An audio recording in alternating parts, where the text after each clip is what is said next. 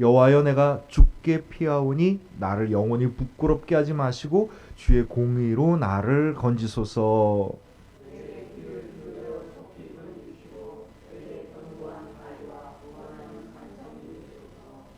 주는 나의 반석과 산성이시니 그러므로 주의 이름을 생각하셔서 나를 인도하시고 지도하소서.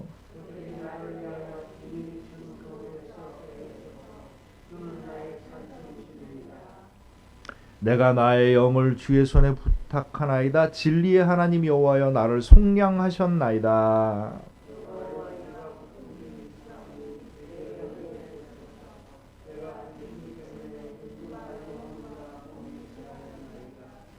내 일생을 슬픔으로 보내며 나의 연수를 탄식으로 보내며 내 기력이 나의 죄악 때문에 야가여지며 나의 뼈가 쇠하도소이다.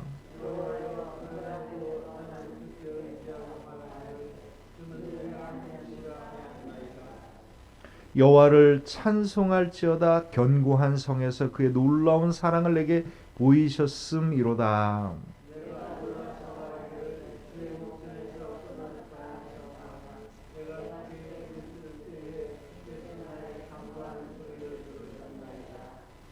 너희 모든 성도들아 여호와를 사랑하라. 여호와께서 진실한 자를 보호하시고 교만하게 행하는 자에게 엄중히 갚으시느니라. 아멘. 우리를 새롭게 하시는 하나님의 은혜와 평강이 오늘 이 자리에 모여있는 여러분들과 여러분들의 가정 위에, 그리고 우리 생명나무 공동체 모든 가정들 위해 함께 하시기를 주님의 이름으로 축원합니다. 네, 감사합니다. 오늘 말씀의 제목을요, 그리하여도 그러하여도 뭐 같은 말입니다. 그럼에도 불구하고 뭐 그렇다 할지라도 뭐 이게 다 같은 얘기인데 오늘 그 말씀의 제목이 그러하여도입니다. 오늘 말씀 가운데 14절에 보면 주님, 나는 그러하여도 주님을 찬양하고 주님을 믿고 뭐 이렇게 얘기를 합니다. 그러하여도. 오늘 이 그러하여도라고 하는 제목으로 말씀을 은혜를 정하려고 했는데 제가 원어를 찾아봤더니 구약 성경의 히브리 성경으로 그러하여도가 뭐라고 되어 있나 하고 찾아봤더니 없어요. 원래 구약 성경에는 그러하여도라는 말이 없는 겁니다. 이게 우리나라 말로 번역을 하다 보니까 이게 들어가 있는 거예요. 주님, 내 뼈가 쇠하도소이다. 내가 정말 고통 중에 있습니다. 나는 하나님을 찬양합니다. 이렇게 나가는 거예요. 그러니까 이게 문장이 바뀌는데 이 문장이 바뀐 사이에 우리나라식으로 그 접속사를 넣다 보니까 그러하여도가 들어간 겁니다. 원래 구약 성경에 쓰여져 있는 히브리어는요, 이렇게 고급스러운 언어가 아니라 그냥 언어가 단순하기 때문에 접속사가 발달되지 않아서 그렇기도 합니다. 그런데 저는요, 이 그러하여도라고 하는 말이 들어가지 않으면 이게 우리나라식으로 문장이 안 되니까 이게 생략돼 있었지만 히브리 성경으로 읽었었던 사람들이 이미 그런 은혜가 있었겠다라는 생각을 갖고 있고요. 그것이 곧 오늘 우리에게 주신 은혜가 아니겠느냐라고 생각을 해봅니다. 내 뼈가 쇠하고 내 고통 중에 있고 내 탄식이 나를 잠들게 하고 사방의 원수들이 나를 애워싸 있는데, 그렇다고 할지라도 설사 그럼에도 불구하고 또는 정말 내 탄식과 내 고통과 내 쇠약함이 내가 원수에게 둘러싸여 있는 것이 정말 지속된다 할지라도, 이런 뜻이죠. 내가 이 고통 속에서 더 지낸다 할지라도 나는요 하나님을 찬양할 겁니다. 그런 뜻이에요. 그렇다 할지라도 나는 주님을 의지하고 주님은 내 하나님입니다 라고 고백합니다. 이 얘기입니다. 믿음 생활을 시작할 때 사실 주님은요 정말 자비하신 분이에요. 마음이 넉넉한 분입니다. 그래서 주님, 내가 주님을 믿으려고 합니다 라고 하는 것으로부터 이미 됐다, 넌 내 백성이야, 넌 축복받은 내 백성이고 영원히 구원을 받을 내 백성이야 라고 인정을 시작한 겁니다. 근데 사실은요, 하나님의 구원에 이르기까지 나는 주님을 믿습니다라고 시작을 해서 정말 믿기까지 가야 되는데 이게 좀 시간이 걸려요. 이게 많이 시간이 걸립니다.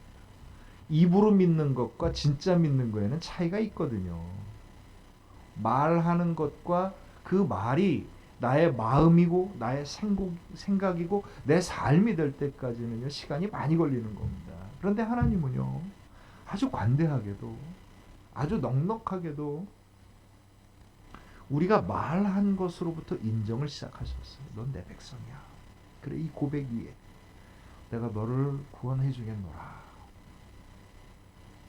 그런데 주님을 믿습니다라고 얘기를 했는데 이게 안 믿어지잖아요. 다 이유가 있는 겁니다. 다 이유가 있어요. 이게 잘 안 되잖아요. 그러니까 이 안 되는 것을 주님께서 보살펴 주시는 은혜가 있는 겁니다. 약할 때 힘을 주시고 부족할 때 채워주시고 허물이 있었을 때 회복시켜 주시는 은혜로 우리는 주님을 향한 믿음으로 조금씩 조금씩 가까이 나아가는 겁니다. 하나님의 은혜로 우리들의 믿음이 세워지는 거죠. 그러니 주님을 믿고 나아가는 과정에서 내 스스로 믿음을 가지고 주님께 나아갈 수 있을 정도가 된다면 이때부터는 정말 믿음이 시작하는 겁니다. 그런데 내 스스로 하나님을 믿고 믿음의 싸움을 해나가지 못하고 이런저런 다른 이유 때문에 내 믿음을 할 수 없는 정도가 된다면 이거는 참 옆에서 누군가 돌봐주는 사람이 필요한 거죠. 그것이 필요한 겁니다. 그러니까 교회에서 우리가 신앙생활을 하면 대체적으로 두로 나눌 수 있어요. 한쪽은요. 어떤 어려움과 환난이 있어도 그래도 내 믿음의 중심을 지켜서 조금 힘들더라도 하나님의 은혜를 받으면서 나가는 믿음이 있고요. 한쪽은요. 누군가 도와주지 않으면 자기 믿음을 유지할 수 없는 사람들이 있는 겁니다. 그래서 참 어려운 일이 자기 믿음을 좀 열심히 가는 사람들은요. 그래도 말씀도 읽고 찬양도 하고 기도도 하고 그러다 보면 주님의 은혜를 공급받을 수 있는 게 있는데 자기 스스로 안 되고 이런저런 일들 때문에 그게 안 되는 사람들은요. 주님으로부터 은혜를 받을 수 있는 공급의 루트가 차단이 되는 겁니다. 이게 안타까운 일이죠. 그래서 참 믿음 생활이 온전하게 간다는 게 쉽지 않은데 오늘 이 시편 31편은요. 그거보다 훨씬 더 깊은 이야기를 하고 있어요. 내가 기도를 했어요. 내가 기도를 했습니다. 근데 응답이 있어야 되잖아요. 응답이 없는 거예요. 그런데도 나는 주님을 믿습니다. 이게 정말 가능할까요? 나는 이렇게 하기를 원했습니다라고 기도를 했어요. 그런데 전혀 다른 결과가 나온 겁니다. 그런데도 믿음 생활을 유지하면서 주님을 믿을 수 있을까요?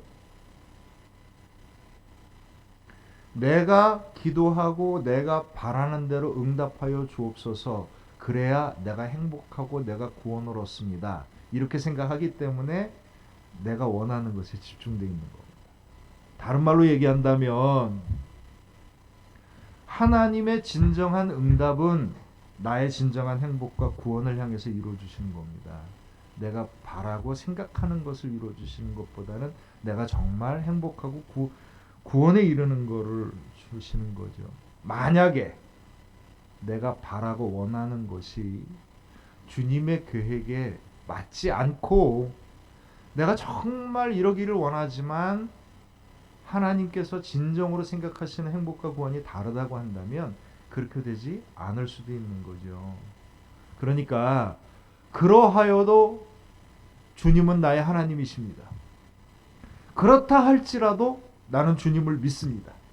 그럼에도 불구하고 주님의 선한 결과를 향해 나아갑니다라고 하는 믿음은요. 무엇이냐면 핵심은 내가 바라고 기도하고 소망하고 애쓰는 것보다 주님이 나에게 항상 더 좋은 선함의 결과를 주신다라고 하는 걸 믿었을 때 가능한 이야기입니다.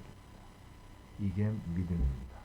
믿음은 내가 바라는 대로 얻어지는 게 아니라 내가 주님께 순종하였을 때 주님의 은혜로 내가 이루어지는 것, 이것을 믿고 가는 겁니다. 우리가 기도하는 거는요, 여러분 늘 기도할 때 주님의 온전하신 인도하심을 위해서 기도하셔야 돼요. 그래서 그것을 향하여서 언제든지 바뀌어질 수 있어야 돼요. 영적으로 고집스러운 사람들이 있어요. 이게 성격이 고집스러운 사람이 있고요, 영적으로 고집스러운 사람들이 있습니다. 이건 좀 달라요. 성격으로 고집스러운 사람들은 자존심이 세갖고 자존심 지키려고 이제 막 꿋꿋하게 뭐 이런 거고, 영적으로 고집이 센 사람들은 자기가 일단 마음 먹은 건 바꾸질 않는 겁니다. 이게 영적으로 고집이 세요. 그래서 의외로 겉으로 보기에 고집이 센 것 같은데 영적으로는 굉장히 유연한 사람이 있고, 겉으로는 굉장히 순한 사람 같은데 영적으로는 아주 옹고집인 사람들이 있습니다. 이게 제일 하나님의 은혜의 길에 가게 될 때 이게 잘 어려운 사람들이 이게 영적으로 고집이 센 사람들이에요. 하나님이 우리에게 주시는 선한 결과를 믿고 나아간다. 이게 쉽지 않습니다. 그런데 이렇게 될 때 이것이 정말 믿음이 되는 거예요. 내가 그냥 주님을 믿겠습니다, 내가 좋은 걸 다 해주실 걸로 믿고 가겠습니다라고 하는 거는요, 믿음의 초입 부분에 들어가는 겁니다. 아무리 기도를 많이 해도, 아무리 열심을 다해도 내가 원하는 대로 들어주는 게 믿음입니다라고 하면 이 믿음은요 한참 더 깊게 나아갈 수 있어야 돼요. 왜냐하면 정말 믿는 것은 하나님이 나를 구원하셨고 하나님이 나에게 선한 결과를 주신다는 걸 믿는 겁니다.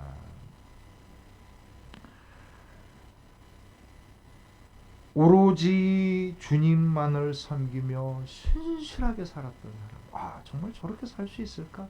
본인도 나 정말 수고했어 라고 믿음 생활을 하고 이제 천국에 올라갔어요. 우리가 잘 아는 천국 이야기 중에 하나, 저게 딱 올라갔더니 예수님이 반갑게 맞아주셔갖고 기쁨으로 이제 딱 올라갔는데, 기쁘다가 갑자기 마음이 확 상한 거예요. 왜 상했냐, 천국에 가봤더니 평상시에 자기가 열심히 믿는 것 때문에 갈등을 일으켰던 사람들이 거기 딱 있는 겁니다. 평상시에도 저 사람들은 이거 뭐 천국 가기 힘들겠어, 뭐 저런 믿음 갖고 어디 천국 가겠어, 이런 사람들이 이제 천국에 있는 거예요. 근데 이 사람이 이제 마음이 상해가지고 그때 이제 조용하게 얘기하려고 했는데 어느덧 목소리가 커진 겁니다. 예수님, 저 사람들도 천국에 왔어요? 이렇게 물어보고 예수님이 손을 쫙 끌고 가면서 조용한 목소리로 귓속말로 얘기하는 겁니다. 야야야, 그러지 마라. 너 때문에 저 사람들이 지금 얼마나 당황해하는지 몰라. 내가 천국에 왔다고 저 사람들이 지금 기겁을 하고 있다. 우리는요, 우리 고집대로 사람을 봐요. 우리는 잘하고 저 사람은 못하고 뭐 이런 게 뻔하죠. 그리고 서로 잘났다고 다투기도 하고요. 뭐 이렇습니다. 사람 사는 게 다 그렇죠. 신앙생활을 할 때 겸손함이라고 하는 것은요 두 가지입니다. 하나는 뭐냐면 하나님의 선한 뜻을 우선으로 여길 때 겸손해집니다. 도대체 왜 이러시는 겁니까? 왜 이게 안 되는 거예요? 왜 내 기도를 안 들어주시죠? 이게 오만함과 교만함입니다. 왜 하나님 내 얘기를 안 들어주시는 거예요? 이렇게 나가는 거잖아요. 이 세상에 이거만큼 오만하고 교만한 게 어디 있어요? 또 다른 오만함과 교만함, 겸손함이 이루지 못하는 건 뭐냐면 다른 사람들을 향한 겁니다. 너는 왜 내 생각대로 안 하는 거야? 너는 왜 내 마음에 안 맞는 거야? 이런 거죠. 답이 없는 겁니다. 이야기는 답이 없습니다. 정답은 뭐냐? 정답은 늘 한 가지입니다. 하나님의 선함을 믿고 내 삶에 충실한 것. 이게 겸손함의 가장 핵심이에요. 다른 게 없지 않습니다. 누군가를 비교하기 시작한 선거부터 깨지기 시작하는 거고요. 내가 원하는 걸 안 들었다라고 불평하기 시작하면서 깨어지기 시작하는 겁니다. 나를 중심으로 했던 모든 생각과 기준과 초점이 나를 향한 하나님을 향하여서 바뀌게 되어져 갈 때, 이때 우리들의 믿음이 시작되는 겁니다. 이때 비로소 우리들의 믿음이 시작되는 겁니다. 열심히 기도하고 하나님 말씀 열심히 듣고 열심히 섬기되, 중요한 건 뭡니까? 주님의 은혜를 구하고 주님의 능력을 구하고 주님의 뜻하신 걸 구하고 나아가는 거죠. 이게 믿음입니다. 이게 믿음이에요. 내가 믿고 싶은 대로 믿는 게 믿음이 아니고요, 하나님의 뜻하심을 향하여 믿는 겁니다. 이게 분명하지 않으면은요, 자기 스스로 주님의 깊은 은혜의 세계에 나가지 못하고 자꾸 누군가 도와줘야 돼요. 왜 그러냐면, 왜 이러는 거예요? 왜 이게 안 되는 거예요? 당신 왜 이래? 라고 얘기할 때 누군가 옆에서 다독다독 해줘야 돼요. 그런 것만 있는 게 아니야. 하나님의 뜻을 좀 더 기다려봐. 좀 더 기도해봐. 당신한테 임하는 하나님의 뜻이 있을 거야. 이게 필요한 겁니다. 오늘 시편을 고백하는 사람은 심한 고통 중에 있습니다. 그래서 9절과 10절을 보면 이렇게 이야기합니다. 여호와여, 내가 고통 중에 있사오니 내게 은혜를 베푸소서. 내가 근심 때문에 눈과 영혼과 몸이 쇠하였나이다. 내 일생을 슬픔으로 보내며 나의 연수를 탄식으로 보내며 내 기력이 나의 죄악 때문에 야가여지며 나의 뼈가 쇠하도소이다. 이런 고통이 있을까요? 내 목소리는 탄식에 있고요, 내 눈과 영혼과 몸이 쇠하여졌기 때문에 근심이 가득합니다. 내 기력이 약해져서 뼈가 약해졌습니다. 시편에 보면 뼈에 대한 이야기가 몇 번 나와요. 뼈라고 하는 거는 우리들의 중심을 얘기하는 겁니다. 힘의 중심이기도 하고 마음의 중심이기도 하고 능력의 중심이기도 해요. 뼈가 쇠하였다는 건 뭘 뜻하는 거냐? 기력이 탈진된 거예요. 이거 조금만 더 하면 될 수 있을 것 같은데 힘이 안 나는 거예요. 마음이 안 먹어지는 거고요. 뭐 좀 하면 할 수도 있겠지만 그러고 싶지도 않은 겁니다. 이게 뼈가 쇠하여진 거예요. 시편이 탄식과 절망이 몸과 마음의 모든 것을 상하게 한 겁니다. 믿음도 상했지요. 이런 고통 중에 있으면서 하나님께 간구합니다. 1절부터 4절을 보면, 여호와여, 내가 주께 피하오니 나를 영원히 부끄럽게 하지 마시고 나의 주의 공의로 나를 건지소서. 내게 귀를 기울여 속히 건지시고 내게 견고한 바위와 구원하는 산성이 되소서. 주는 나의 반석과 산성이시니 그러므로 주의 이름을 생각하셔서 나를 인도하시고 지도하소서. 그들이 나를 위하여 비밀히 친근을 해서 빼내소서. 주는 나의 산성이시니이다. 아멘. 굉장히 점잖잖아요. 아름답기까지 한 점잖음인데 이 이야기를 가만히 들어보면은요, 아주 그냥 비틀려 있는 마음이 보여요. 뭔지 아십니까? 내가 주님께 피하오니 나를 부끄럽게 하지 마십시오. 내가 여태까지 믿고 이렇게 살았잖아요. 내가 이렇게 기도하고 열심을 다했잖아요. 근데 나를 부끄럽게 하시면 당신은 뭐가 됩니까? 이런 얘기예요. 그러니까 3절에 보면 주의 이름을 생각하셔서 나를 인도하시고 지도하소서. 내가 여태까지 나의 구원자라고 고백을 했지 않습니까? 천지를 만드시고 다스리는 분으로 고백을 했지 않습니까?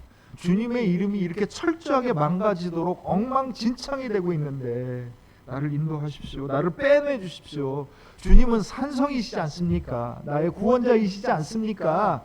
이런 얘기를 하는 거예요. 점잖은 언어지만 이 안에는요, 하나님에 대한 그 자기의 믿음과 수고가 다했다는 걸 보여주는 거예요. 내가 이렇게까지 했는데 주님이 이름으로, 주님의 말씀으로, 약속으로 나를 이때까지 인도하셨는데 이게 어떻게 된 겁니까? 이렇게 얘기하는 거죠. 그런데 5절에 보면 뭐라고 되어 있냐면 내가 나의 영을 주의 손에 부탁하나이다. 진리의 하나님 여호와여 나를 속량하셨나이다. 뭐라고 얘기합니까? 나를 주의 손에 어떻게 한다고요? 부탁한 겁니다. 주님의 손에 맡기겠나이다. 그러하여도 주님의 손에 맡기겠나이다. 주님의 처분에 맡기겠나이다. 주님의 뜻을 이루어 주시옵소서. 그러니 9절 10절에 고통 중에 있으니 내 몸이 쇠하였고 기력이 쇠하여 나의 뼈가 쇠하도소이다라고 얘기했는데도 14절에 뭐라고 고백을 합니까? 여호와여 그러하여도 나는 주께 의지하고 말하기를 주는 내 하나님이시라 하였나이다. 내 몸이 상한다 할지라도 내 일생에 슬픔이 가득하고 탄식이 나를 뒤덮으며 나의 기력이 다하여 더 이상 의욕과 소망이 없더라고 하더라도 나는 주님의 손에 맡기겠나이다. 주는 내 하나님이십니다. 이게 이 시인의 고백입니다. 여러분 이걸 이해하고 받아들이실 수 있습니까? 이건 이렇게 겪어보지 않으면요 이게 이해할 만한 일도 아니고요. 내가 고백할 수 있는 믿음도 아닙니다.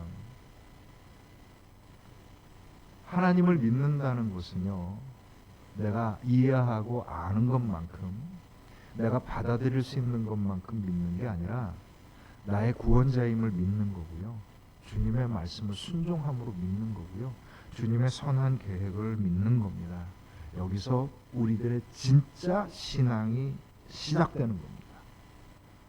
나로부터 주님으로 바뀌어가는 거죠. 러브 히무엘 벤 요세프라고 하는 유대인이 있었어요. 이 요세프라고 하는 유대인은요 아주 신실하고 성실하게 하나님을 믿고 살았어요. 하나님의 말씀대로 이루어지길 소망하고 기도하였고 자기의 최선을 다했어요. 그런데 세상을 살다 보니까 이게 좀 이상한 거예요. 뒤죽박죽입니다. 하나님 말씀대로 안 되는 거고요. 하나님의 약속대로 안 되는 거예요. 그래서 왜 이런 겁니까?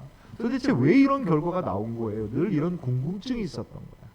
그가 요세프라고 하는 이 유대인이 그래서 주님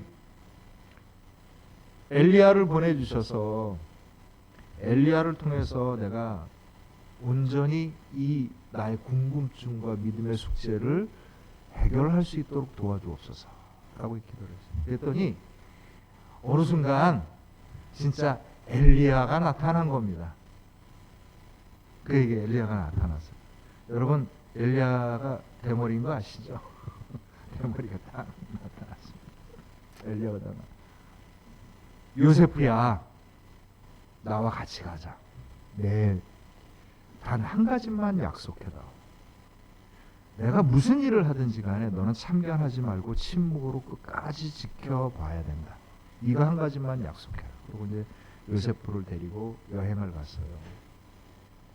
하룻밤은 어떤 가난한 집에 묵었어요. 그랬더니 이 가난한 사람들이 그 가난한 중에도 이 사람들을 기쁘게 맞아서 그러니까 뭐 자기들이 정성을 다해서 음식을 대접을 하고 하룻밤을 재워서 그 다음날 보냈던 겁니다.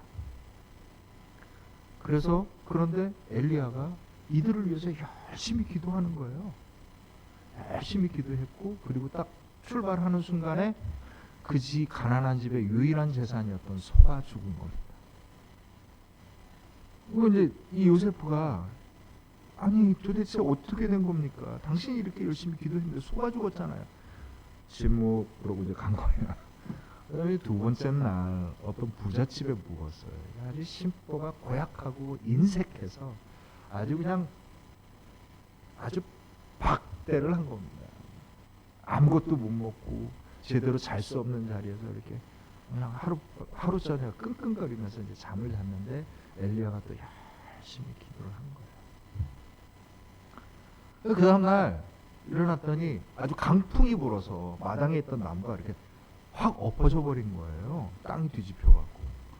근데 엘리야가 이 나무를 죽어가는 나무, 죽을 수밖에 없는 나무를 다시 이렇게 잘 묻어갖고 땅에다 물을 주고 이렇게 막 잘 이렇게 살려놓고 가는 겁니다. 이게 요세프가 또 궁금한 거. 아니 도대체 가난한 자를 위해서 기도했는데 그 집 소는 죽었고 이렇게 하나님의 벌을 받아 마땅한 자의 집에 있는 나무는 또 이렇게 잘 다독거리면서 세워준 겁니까? 평소에 당신의 기도와 신앙이 도대체 뭡니까?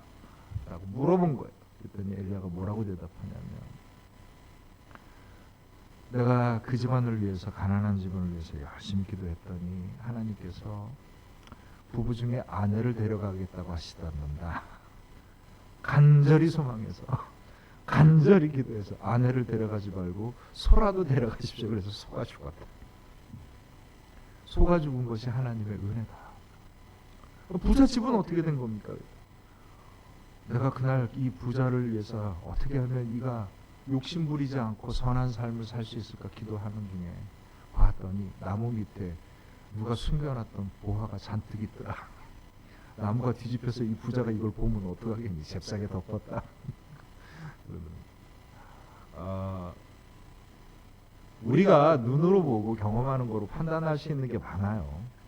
그리고 실질적으로 우리가 그것을 맞이할 수 있는 게 많이 있습니다. 그러나 그것은 전부가 아닙니다.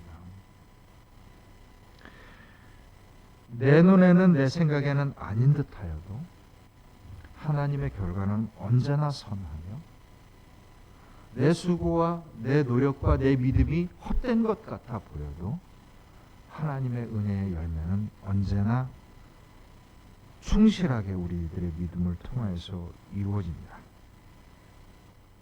우리의 기도가 응답이 있기를 소망합니다. 그런데 가급적이면 우리 고백대로 우리가 생각하는 대로 이루어졌으면 좋겠어요. 그러나 그러하여도 무엇보다도 소중한 건 주님의 선한 열매이니 주님이 뜻하시는 대로 이루어지기를 소망하고 기도합니다. 우리에게 어떤 일이 있었을 때 그것을 놓고 판단하지 마시고 하나님의 선하신 인도함을 믿고 주님의 손에 맡기면서 그 가운데 하나님의 진정한 축복의 세계로 나아갈 수 있는 저와 여러분들의 믿음이 되시기를 소망합니다. 이것이 우리의 믿음이에요. 이것이 믿음입니다.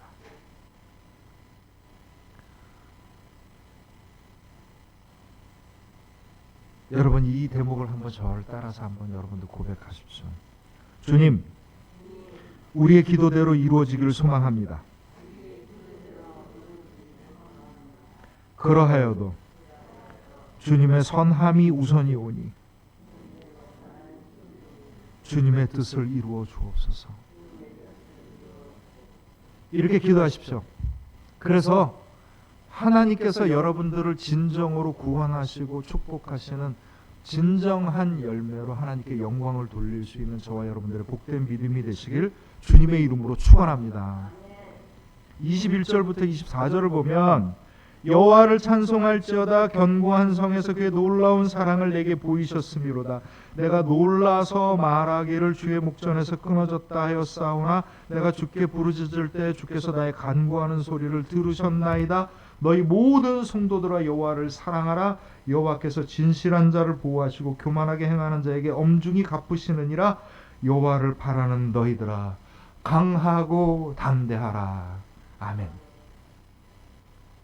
강하고 담대한 믿음은요 내 뜻대로 이루어지리다가 아니고요, 강하고 담대한 믿음은요 주께서 나를 보호하시고 주께서 내 기도를 응답하셔서 주께서 나에게 선한 열매와 구원을 이루어 주시리로다. 주님 나와 함께하여 주시옵소서. 이렇게 나가는 것이 승리하는 믿음이고 강하고 담대한 믿음입니다. 1940년대 뉴욕 빈민가에 아주 가난한 빈민가에서 아이가 하나 태어났어요. 이 아이가 부모가 이혼해서 어려서부터 혼자가 되었고 어렸을 때부터 식당 종업원 온갖 고생을 다 하면서 자라났는데 이 아이는요 영화를 좋아했었어요. 그래서 언젠가 영화에 관계된 일을 하고 싶었던 겁니다. 그런데 그렇게 갈망하던 중에 우연히 기회가 와서 25살 때 연기자 학교를 다니기 시작을 했었고, 점점 성장을 해서 그가 연기자가 되었고, 53세가 되었을 때 비로소 아카데미 나무주연상을 받았습니다. 그 영화가 여인의 향기입니다. 알파치노입니다. 장님으로 나와갖고 그 여인과 함께 춤을 추는 아름다운 장면을 저는 기억을 합니다. 이 알파치노가 나무주연상을 받았었을 때 자기에게 적극적으로 그 지지했었던 열렬한 팬이 있었는데, 그 팬 중에 하나가 자기와 똑같은 빈민가에 사는 여자아이였어요. 그 아카데미 나무주연상을 받는 시상식 자리에서 그 아이에게 이야기합니다. 내 마음속에 정말 즐거워하고 소망이 있다면 그것을 꽉 잡으렴. 나는 그렇게 해서 이 자리에 서게 됐단다. 이 얘기를 했다. 우리들 마음속에 하나님께서 주신 게 있어요. 그렇죠? 우리가 정말 기쁘게 할 수 있는 것들이 있지 않습니까?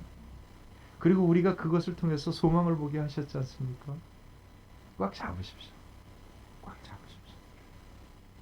하나님이 나에게 주신 그 기쁨 안에, 하나님이 나에게 주신 그 소망 안에 하나님의 선한 열매가 있을 줄로 믿습니다. 사랑하는 성도 여러분, 세상은 혼탁해서요, 뭐가 뭔지 잘 모르겠습니다. 하도 좋은 말들만 해대니까 뭐가 뭔지 잘 모르겠고요. 어쩌다 보면 우리 그리스도인들도 교회에서도요, 그냥 좋은 하나님의 얘기들만 많이 합니다. 근데 정말 천국의 역사가 일어나는 믿음은요, 좋은 말에 있지 아니하고 하나님의 선한 뜻을 믿고 나에게 주신 기쁨과 나에게 주신 소망 가운데 하루하루를 값지게 살아가는 우리들의 믿음과 삶의 수고 위에 있는 줄로 믿습니다. 우리의 기도를 헛되게 하지 아니하시고 반드시 열매 맺게 하여 주시는 하나님께서 여러분에게 이야기합니다. 강하고 담대하라. 그러하여도 이 세상의 모든 것들이 우리의 눈을 속이고 마음을 상하게 한다 할지라도 하나님은 우리의 하나님이시다 라고 하는 것을 이야기해 주고 있습니다. 생명나무 교회 창립주일입니다. 우리 교회에 도대체 어떻게 하나님께서 결론을 맺어주실지 궁금하기 짝이 없습니다. 그러나 하나님의 선한 열매를 믿습니다. 그리고 오늘 우리가 있는 이 자리에서 우리들의 믿음과 수고를 다하여서 하나님의 놀라운 영광을 위하여 한 발자국 한 발자국 나아가기를 소망합니다. 사랑하는 성도 여러분, 저와 함께 우리에게 주어주신 삶의 기쁨과 소망을 붙잡고 생명나무 교회를 통하여서 놀라운 영광을 보여주시길 원하시는 하나님의 선한 열매와 구원을 믿으며 한 걸음씩 한 걸음씩 승리하는 믿음 되시기를 주님의 이름으로 축원합니다. 기도합니다.